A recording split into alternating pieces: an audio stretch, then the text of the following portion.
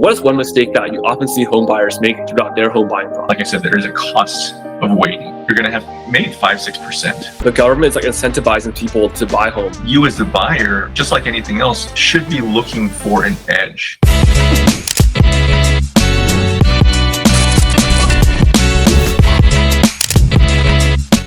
Planning to buy a house here? Well, you're in the right place. Because today, we're going to talk about the common mistakes you need to avoid when it comes to home buying. Because let's be real, nobody really talks about buying homes. And it's not something that people do regularly. So hence, I often look at buying homes similarly if we're like shopping on Amazon or like Walmart. So I promise by the end of this video, you'll be a much more educated home buyer and be able to get that dream house in this competitive Bay Area market. So if this is your first time to this channel, and you want to know everything there is about living in the Bay Area, then subscribe below and tap the bell for notifications so you can be the first to learn about the current real estate market here in the Bay Area. My name is Austin, and I get calls and emails every single day from people just like you who are looking to make that move in the Bay Area and absolutely love it now. So whether you're making that move in 9 days or 9 days, just give me a call, shoot me a text, send me an email, or send an appointment on my calendar, and I'll be happy to help you make that smooth move in the Bay Area. So before we dive in, allow me to introduce my friend Jae Ro from Change Mortgage, who will be here to provide an additional perspective. All right, Jae, do you want to quickly introduce yourself? Sure. Thanks, Austin. So my name is Jae Ro. I'm a mortgage advisor with Change Mortgage. And yeah, thanks for inviting me. All right, Jae. So you and I, we both talk to a lot of home buyers on a daily basis. So what is one mistake that you often see home buyers make throughout their home buying process? I would say right now, probably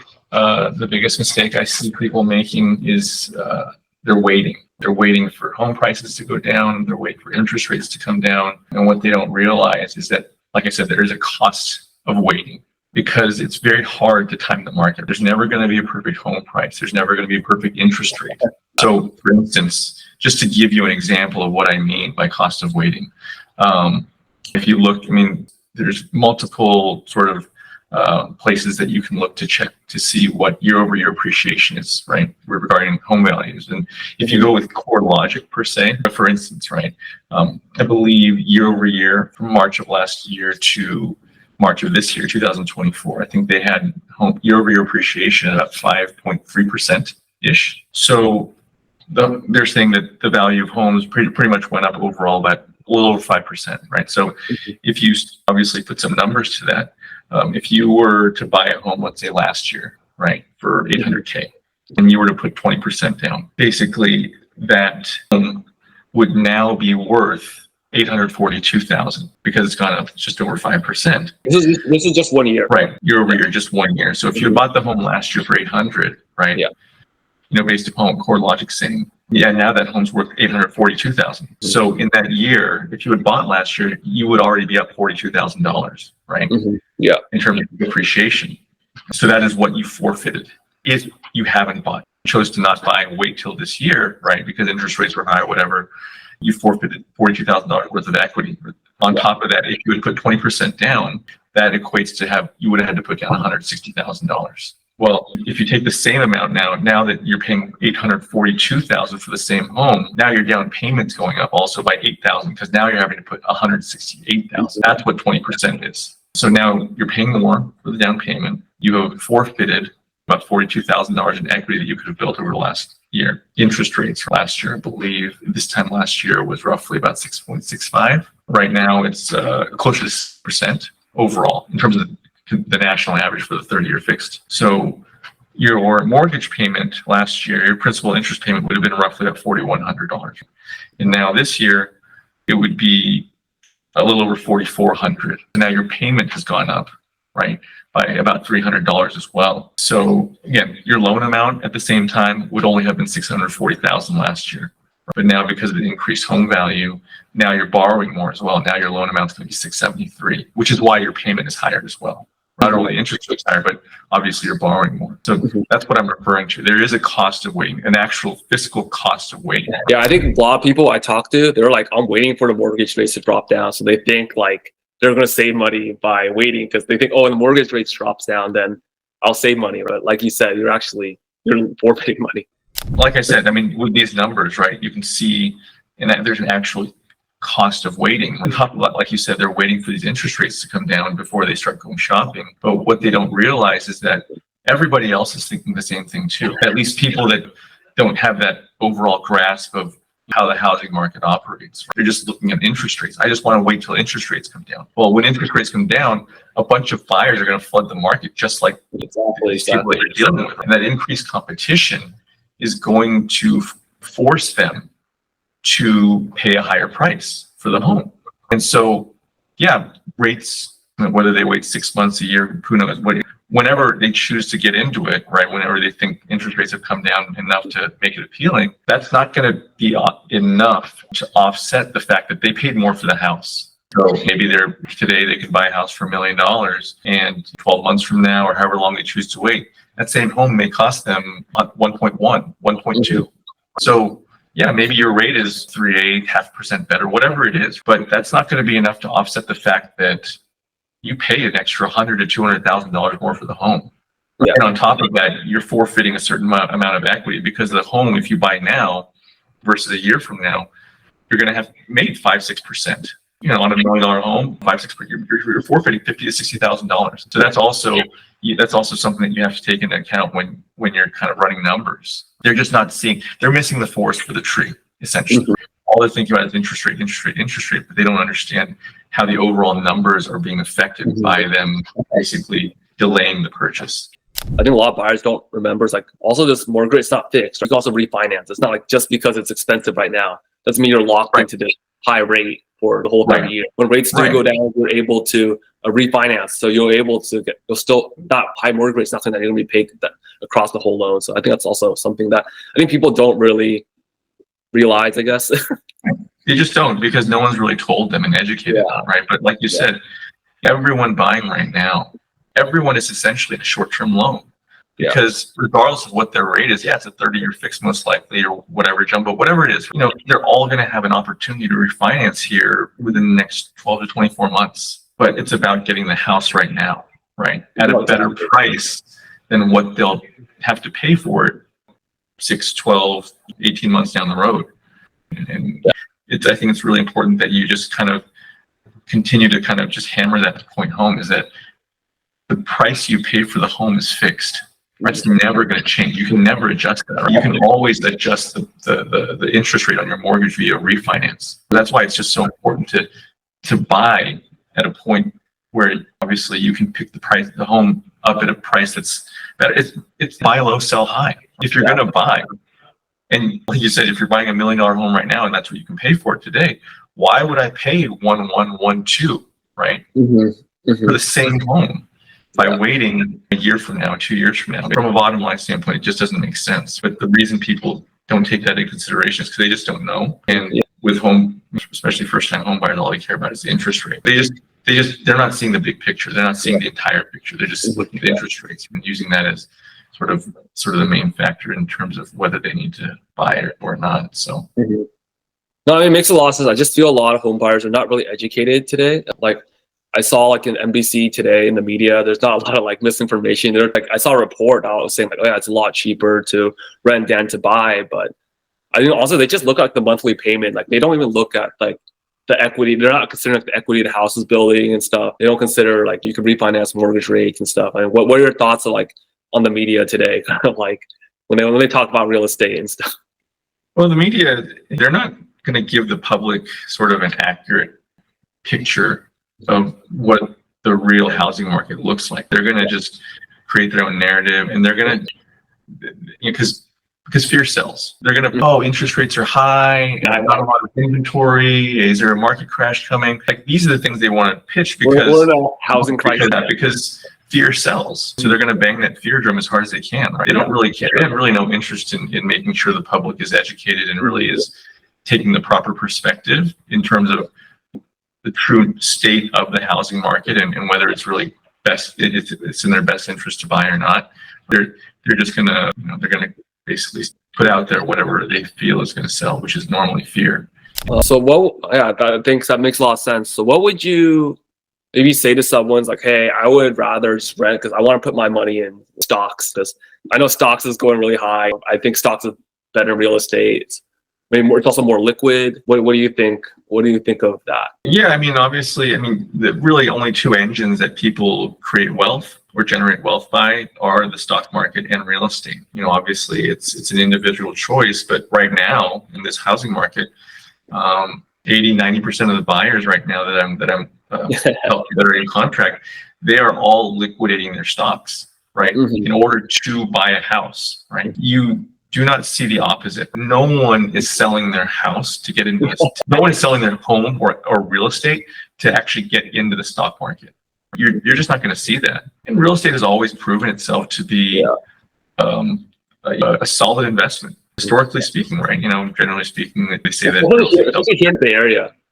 I feel Yeah, more so like for other markets, like it's crazy. Like I right. saw a statistic like last year. I think the median house price in Santa Clara was like 1.4. Now it's like 1.6. That's like 15% increase in 1 year. And that's like, I don't think any stock can really compete with that. 15 over one, maybe like over like 6 months, 3 months, but like in a 1 year, that's a very like competitive price. People should realize that. Yeah, and it's about leverage with home buying. You're only having to put down 20% or less. Obviously, people think that you have to put down 20%, but that's really not. That's not true. Or you just don't know. I mean, I have people buying with 3.5%, 5%, 10%. It doesn't matter as long as the numbers work and you qualify. But just to make life easy, hey, you put 20% down. You're only having to put, let's say, on $1 million home, you're putting 20% to 200,000. But what you're getting in return is a home that's worth $1 million. Obviously, 200,000 is a lot, but what you're getting is 5 times what you're putting in. Right. You know, and then on top of that, let's say, that $1 million home goes up by 5 or 6% over the next year. You just made $50,000 or $60,000 in appreciation. Yeah. Paying rent. It's your primary, so you're not paying rent. And you're just building this wealth by just having bought this home. If you have to do the same trading securities and stocks, no one is going to be able to honestly say, well, oh, you start off with $100,000 in their stock account. Are you going to tell me that you can, or you 50 or 60,000? Can you guarantee me that you're going to be able to double that account and make $50,000 or $60,000 over the course of next year? If they're honest, they're going to say, no, of course I can't. And at that point, you have to double your money. You have to make 100% in order to generate the same amount of wealth that you just did by owning this property. And with stocks, I'm not even taking into consideration the short-term capital gains. You know, obviously you have to double it, but then obviously you're going to pay short-term capital gains out. Right? So you're having to make more than 100. You're having to more than double your money to do the same thing you've done with owning this home. It's about leverage. You only have to put 20% down or less to buy a much more expensive, and there's less risk. But there also is a capital gain tax for selling a house. It's not like you sell a house.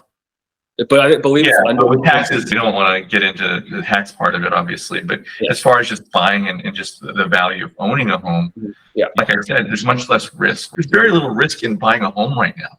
There's no market crash coming. Inventory is still tight. You know, people that are saying there's a crash coming or bubble or home prices are going to start dipping because reasons X, Y, Z. There can't be a market crash when there's no houses to sell. So there's very little risk that there's going to be some type of downturn in the housing market. So you're going to make 5-6% for nothing, pretty much, while living there, while not paying rent.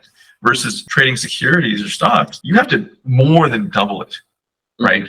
With a lot less, with much more risk, and that's why I say that real estate is a much more secure investment. I mean, but that's that for as far as when you compare stocks to buying real estate. And you know, we talk about rent. I mean, rent isn't staying stable. Rent's not going down. Rent's going up.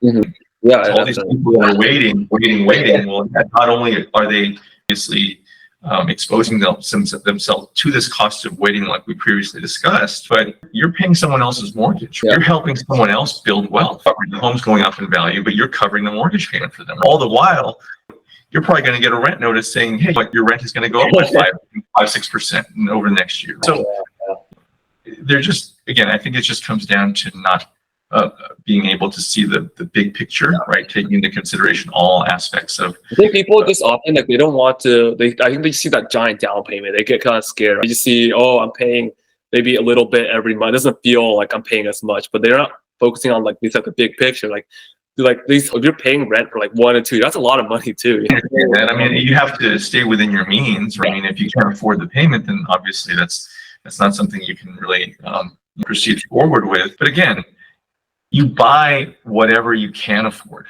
Especially if you're a first-time home buyer. You're not looking for the home that you're going to hire, and you're not looking for the home that your dream home. You're looking, first-time home buyers, this first home they're buying is really a stepping stone.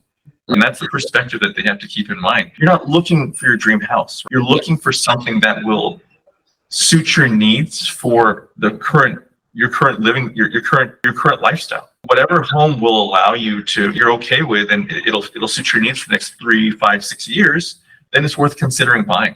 And again, because it's not your dream house, it's not supposed to check off every single item on your wish list. You just have to figure out what are the essentials, what are the things that you can make concessions on. And again, as long as it meets your needs for right now, it's absolutely worth considering. Again, owning something is better than owning nothing. Even if it's a 1-bedroom, 1-bath, it doesn't matter. You're still better off owning that property than continuing to rent, regardless of whatever kind of deal you think you're receiving on rent. Yeah. All right. Do you want to talk about maybe getting the importance of being pre-approved? Because sometimes I'll go to open house and like a lot of people, they're not pre-approved and stuff, which I don't it doesn't make much sense to me. If you want to explain that, maybe what's important to buyers before you start shopping for open houses, the importance of being pre-approved. Yeah, I mean, I think that's a good point too. Right? I think in general, more often than not, you'll see that buyers will actually go find an agent, right, before they get pre-approved, or they figure out how much they can actually qualify for. It really should be the opposite. There's no point in going shopping if you don't have a good idea about what you qualify for, because if you're going to go shopping, maybe you could be shopping completely out of your range, and that could be very disheartening and discouraging. So you want to make sure that exactly what you qualify for, exactly what your purchasing power looks like. Once you have that squared away, then obviously you can go look for a realtor that you want to work with. I think also a lot of people don't know is like the government is like incentivizing people to buy homes. Right? Like further, there's programs to help first-time home buyers to purchase homes. I think there's a lot of people that don't know that, right? So like, sure, I mean, there are tax benefits too, right? Any discount points you pay, that's all tax deductible. The interest, the mortgage interest that you pay on your mortgage, and a certain amount of that is obviously deductible as well. So there are beyond obviously building wealth and appreciation, there are a lot of tax benefits to purchasing a home as well. So that's just more reasons, obviously, to buy a house versus rent. For sure. But I think it also shows the importance of a really good lender, because a good lender, like they'll be able to like find maximize your buying power. Because I think some people might just look at like maybe just only my W-2 is like my primary like engine of seeing my buying power. But there's really like other things that can also help you increase it. Right? Yeah, and I think that it's obviously you want a lender who has a lot of options and allow you to have the flexibility to try and help maximize your buying power, or at least figure out what you can afford, or what your purchasing power looks like. And I think obviously when you're looking for a lender, the problem with home buyers is that you treat lenders like a commodity. And what I mean by that is, for instance, when people go shopping for cars, they call multiple dealerships, dealer A, B, and C, and they ask around, and they'll go end up buying it from whoever sells it to them for the lowest price. That model for shopping works in that example because the item that they're purchasing, the commodity, is identical, regardless of who they purchase it from. It's going to be identical. So that's okay. That it's okay to shop like that. But the problem is that buyers treat lenders like cars, like a commodity. They think that there's no difference between any lender. The only thing that differentiates them is whatever interest rate that they're offering, and that's just not true. Different lenders. There's all sorts of things to consider, right? Communication, how accessible are they? What's their execution like? You call up lenders and they'll all tell you that they'll promise you the world. Oh, I can close in 10 days, 12 days, no problem. But in reality, it's really not that easy to find a lender who can close, right? In a short period of time. Because ultimately, I think what's most important is that you want a lender who will help make your offer as attractive as possible, and in turn really maximize the odds of your offer being accepted by the seller. I mean, I'm seeing houses like every good house has only like 6 to 10 offers. Right? It is a competition, right? And so because it is a bidding war, you as the buyer, just like anything else, should be looking for an edge, something that gives you an advantage over the rest of the field. Because obviously there is an objective. There's a goal to get into contract to have your offer accepted. And that's why it's so important for whoever you're working with. Ultimately, when you break it down, you want to work with a lender who will, like I said, will maximize the chance of your offer being accepted. Make your offer as attractive as possible, because that's what ultimately matters to the seller. The seller cares about the buyer's terms and conditions. Right? Do you have contingencies? Right? How fast can you close? They don't care about what the buyer's interest rate is. That's of no concern to them.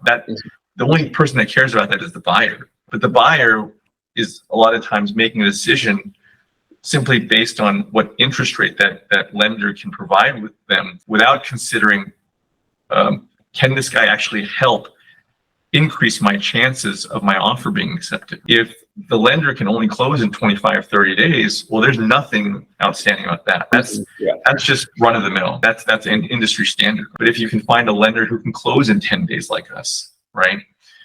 Now you have an edge. And buyers don't understand the edge that they have, because even cash buyers, people who are buying homes in 100% cash, they're asking the sellers for 10 to 14 days, generally speaking, to pull all their money together and to make this transaction happen. So even if the buyer needs a mortgage and needs financing, if they can close a transaction and get the seller their funds in full in 10, 12 days, whatever it is, the same amount of time that the 100% cash buyer is, and essentially your offer is still as good as cash, because you're getting the seller their funds in full, just like the cash buyers. There's no difference, honestly, at that point. And that's appealing.